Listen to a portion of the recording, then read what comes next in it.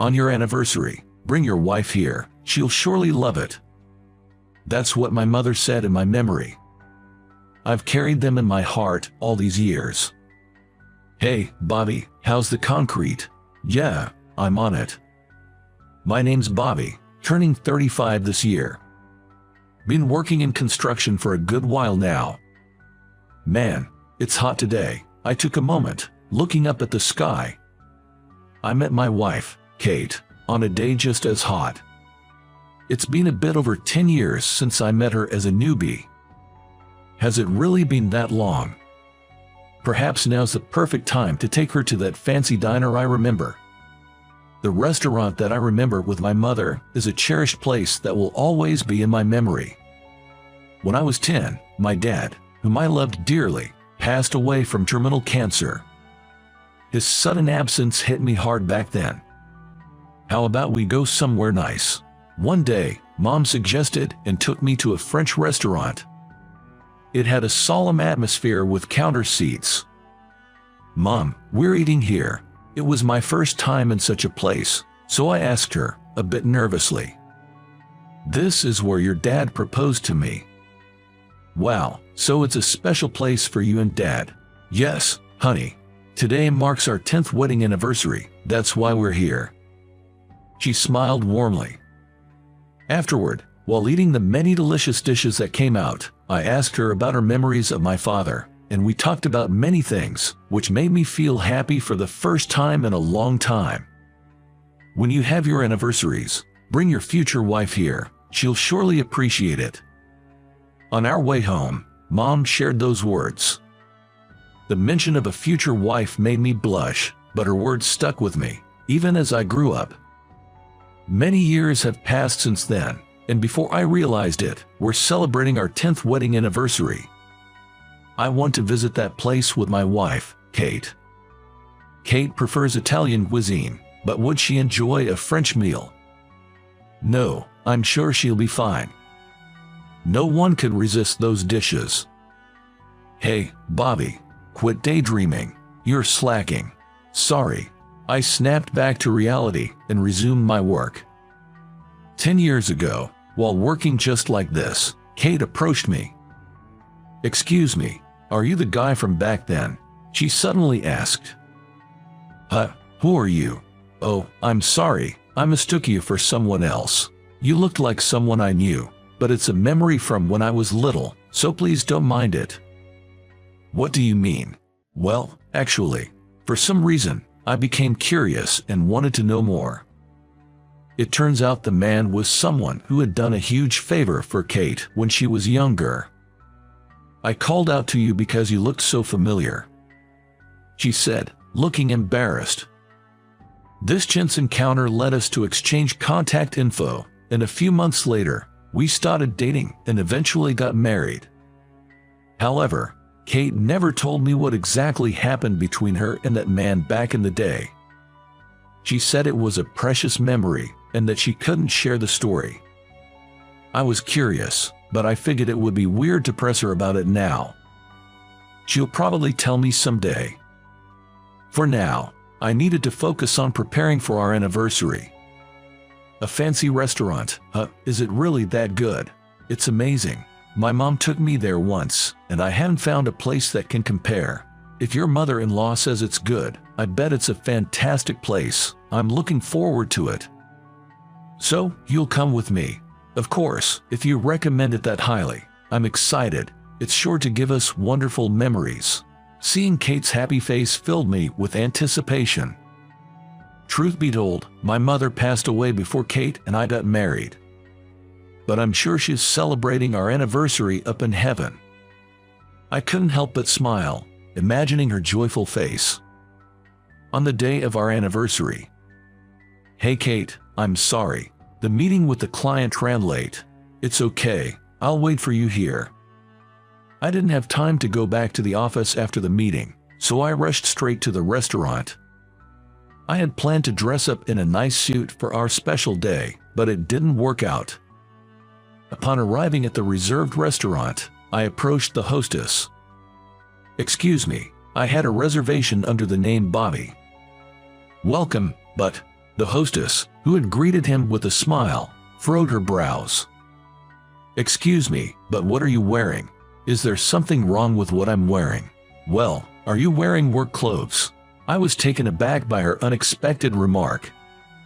"Yes, it's my work attire, but it's for sales, not construction, so it's clean." "Excuse me." The hostess looked even more displeased. "Is there a problem?" She looked shocked. "Certainly, it's work attire, but not for construction work, so it's clean." I don't recall getting such a displeased look. "Sorry, but we don't have any tables available today." The hostess, with a stern expression, glared at us and said that. "Wait a minute, what's the deal? We made a reservation." Kate confronted the hostess. "Our restaurant is fully booked with wealthy clientele." The hostess retorted with just that statement. A glance to the side and I could see Kate trembling with anger. Taking a deep breath to calm herself. "If it's okay for us to take this to the Customer Advisory Center, then by all means, kick us out. Your restaurant's reputation will plummet, you know." At Kate's assertive remark, the hostess looked taken aback. "I understand. I'll consult with the owner." Reluctantly, she said and disappeared towards the entrance. "What's with this place? I'm sorry, it wasn't like this when I visited years ago." "I get it. The management changed and so did the vibe of the place." I felt a pang in my heart at my wife's words. Indeed, the current diner is managed by the previous owner's son. Ever since he took over, I heard the reputation wasn't good. Hearing stories of them being picky with customers and having a bad attitude, I thought they were just rumors. But I can't believe how openly rude they are to customers. Lost in thought, the hostess returned. "It was an oversight on our part. We sincerely apologize. Please allow me to show you to your table." "Huh? You said earlier there were no reservations available. What's up with that?" Kate snapped at the hostess, who responded with a raised eyebrow. "You want our food, right? Our restaurant is always fully booked. Follow me to your table," the hostess said, rather coldly. It reminded me of a grumpy but skilled old sushi chef I saw on TV. Maybe this place has a similar vibe. "Kate, let's just sit for now." Holding back the rising anger, we followed the hostess to the counter. The interior hasn't changed much since I was a kid. However, the chef behind the counter looked clearly displeased. With a scowl, he began placing dishes in front of us. The food looked delicious. Yet, it didn't stimulate my appetite. "What's wrong, not eating?" asked Kate. As I tasted the dish, it was certainly delicious, but there was a lingering odd sensation. "What's this feeling?" I thought as I continued eating. Suddenly, Kate spoke. "How can you serve this to customers? Refrying beignet, what's with the hygiene standards of this place? What are you talking about?" The chef's face contorted with irritation. Kate continued, glaring at him. "The crispiness of the batter is clearly not fresh. It's been left out at room temperature for too long, right? It's lost its color and firm texture." At her observation, the chef's eyes widened. My wife, listening on the side, hasn't lost her sharp tongue, I thought, impressed. "That's just your opinion. Where's your proof? Isn't it obvious just by looking at this dish?" "Well, it doesn't matter. I'll have our experienced journalists from our magazine come and secretly review your restaurant, and I'm sure they'll write an article that echoes my sentiments." "An article? You can't be serious." Both the restaurant owner and the hostess turned pale in an instant. Little did they know, Kate was a food critic for a gourmet magazine.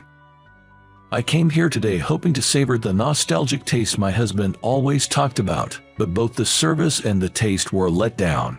It's really disappointing, but I believe my husband is even more devastated than I am. Are you prepared for the backlash to your terrible service and food?"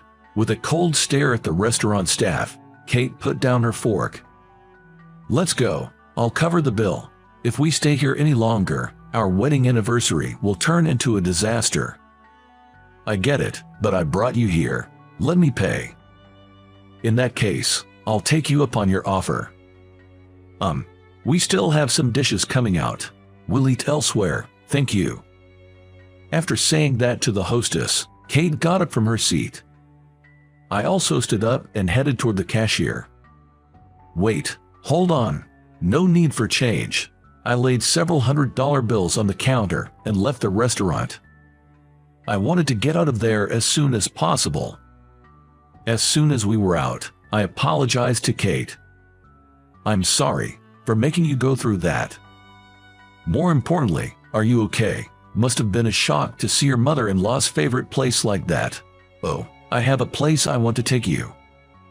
A place you want to take me. You'll surely create good memories there. Then she guided me to a small diner located near the other restaurant, where I was greeted by a familiar face. Welcome. Is that the guy from that time? Though he had aged, there were traces of resemblance on his face. It was the gentleman who served us dishes when my mother and I visited that diner. In other words, the previous owner of that restaurant. Kate whispered in my ear. He handed over the main restaurant to his son and continued his business here. Really, sir, the usual, please. Gotcha, young lady. You want the salmon platter, right? The former owner gave Kate a wide grin. Young lady, I felt a sense of deja vu hearing Kate being addressed that way. I had encountered a similar scene in the past. Oh, that time. Did you finally remember? Kate's voice was full of excitement. I'm so glad you finally remembered. Turns out, there was more to the restaurant memory. At that place, while having a meal with my mother, a little girl was intently watching our food. She seemed to be alone, with no parents in sight. Wondering what was going on, I looked her way, and in a faint voice, she said, "Well, that food looks so yummy." Apparently, she was dining in the only private room available with her father. However, they only ordered alcohol and snacks, so she was getting hungry. He only orders stuff like fries. Plus, he gets drunk and won't wake up, so I get really hungry. She spoke with tears just forming in her eyes, and I felt an urge to do something for her. You okay? Hungry? You can eat this. I offered her my plate, and she responded, "Really? Are you sure? Thank you so much." She eagerly started eating the stew and terrine. Afterwards, the previous owner, who had observed the interaction, treated her to a complimentary meal. I clearly remembered her happily eating the food. Why had I forgotten about it? No way, Kate. Was that you back then? I never forgot how kind you were to me. I recognized you right away when I saw you. That scar on your forehead, I could never forget. I had a large scar on my forehead from a bicycle accident when I was a kid. I was so happy to see you again, but you never noticed me. I decided to stay quiet until you remembered. That's why I never mentioned it. Seeing Kate's innocent laughter made my heart warm. I can't believe I married that girl from back then. I never thought I'd marry the kind man from that day. The meal at that restaurant was honestly terrible, but let's make it up here. Let's give you the best hospitality. The previous owner smiled warmly. Yes, please, I replied with a smile. After that, we enjoyed a delicious meal just as I remembered. Maybe because of the earlier unpleasant experience, it felt even more delightful. Who would have thought that boy from back then would grow up so well? The head chef seemed to remember the incident well. It feels like a dream to be eating the chef's food together again. Kate joyfully ate the dishes prepared by the previous owner. It felt so good, like I had finally fulfilled what my mother always said. Sorry for the unpleasant experience my sons caused you. My apologies. The chef bowed deeply. It's not your fault. Please, don't worry about it. Raising his head, the previous owner continued. Actually, I have a favor to ask. Ever since they took over the restaurant, they've become arrogant, even to regular customers. The reputation of the diner has plummeted. Can you help teach them a lesson? Is that really okay? Kate asked, looking slightly pleased. Yes, it's fine. I don't want the diner's reputation to get any worse. With your help, please do what you think is best. Understood, Kate answered with a beaming smile. I hope she doesn't go overboard. Seeing her smile gave me a bad feeling. A few weeks later, the diner received a scathing review in a gourmet magazine where Kate was in charge. Because of the prominent criticism, it seems the diner lost all its customers. Later, it seems the place was on the brink of shutting down but was acquired by someone else. Seeing a place with so many memories face such hardships is a bit bittersweet. I guess so, but the new owner seems to be a very nice person, and he is carrying on the taste of the original owner. I went there on business the other day, and the place looked so much better, it made me nostalgic. Nostalgic. It had the same vibe as the place where we first met. Hey, in a few years, should we take our child there too? That sounds nice, but with a little one, we might be a bother, maybe in about 10 years. I gently patted Kate's belly as I said this. Going to that restaurant might be a long way off, but the idea of taking our child to a place filled with so many cherished memories is something to look forward to. I wonder what kind of future we'll have built by then. With that thought, I gave a soft chuckle,